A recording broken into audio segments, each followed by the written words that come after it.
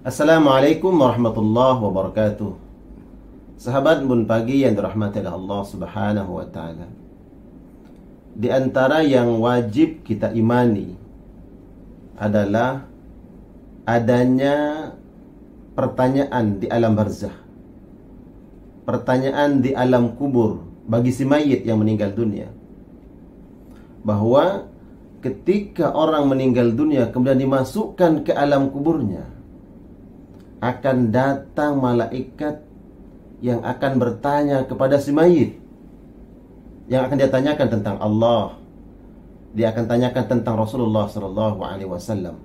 Dan ini wajib kita imani, bahwa di detik-detik pertama kita masuk ke alam barzah, meninggalkan dunia ini, pindah ke alam barzah, akan datang dua malaikat yang akan bertanya tentang keimanan kita kepada Allah dan keimanan kita kepada Rasulullah SAW, dan seterusnya. Sahabat Abu Hurairah meriwayatkan bahwa baginda Rasulullah SAW bersabda, "Idza qubira ahadukum atahu malakani aswadani azraqani." Apabila salah satu di antara kalian telah dikuburkan, maka ada dua malaikat yang akan mendatanginya. Malakani, dua malaikat yang akan mendatangi.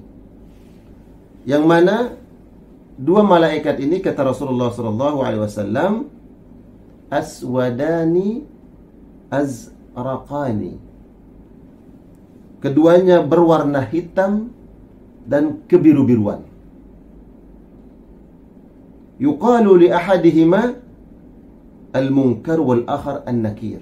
Nama malaikat ini, kata Rasulullah SAW, malaikat al-munkar dan an-nakir. Dan ini wajib kita imani, sahabat sekalian dan milik Allah Subhanahu wa taala. Ketika nanti kita masuk ke alam barzah, kemudian keluarga, sahabat yang mengantarkan kita sampai ke pemakaman kita, dan mereka kembali ke rumah masing-masing, tidak ada yang menemani. Saat itu kemudian datang dua malaikat ini bertanya kepada kita. Kedua malaikat itu adalah malaikat al-munkar dan an-nakir. Dan kedua malaikat ini tidak pernah kita lihat sebelumnya. Jadi bayangkan sahabat sekalian dan bilang Allah Subhanahu wa taala, di tempat yang sempit itu, yang gelap, yang belum pernah kita alami sebelumnya, kita berpindah dari alam dunia ke alam barzah kita.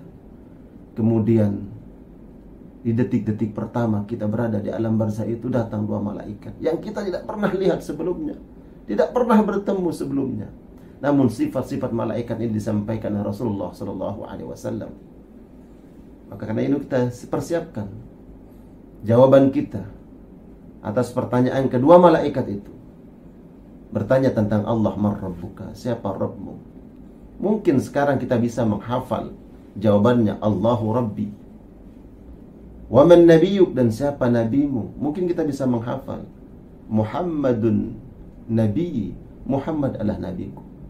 Tapi saat itu, ketika kita berada di alam barzah, malaikat ini bertanya tentang Allah, tentang Rasulullah SAW, maka kita akan mudah menjawab apabila selama hidup kita senantiasa melaksanakan perintah Allah dan mengamalkan perintah-perintah Rasulullah SAW.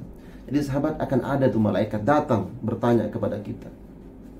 Begitu juga dalam hadis yang lain, Rasulullah SAW menyampaikan bahwa ketika seseorang dimasukkan ke alam barzah, Rasulullah SAW biasanya kemudian berdiri di atas pemakaman tersebut, dan beliau berkata kepada para sahabatnya, istaghfiru li akhikum, mohonkan ampun kepada Allah untuk saudara kalian yang sedang meninggal ini. Was'alu lahu tathbit, dan minta kepada Allah untuknya agar Allah teguhkan dia. Fa innahu yus'al, karena saat ini, kata Nabi, fa innahu al-an yus'al, karena saat ini sedang ditanya oleh Allah Subhanahu wa taala. Siapa yang bertanya?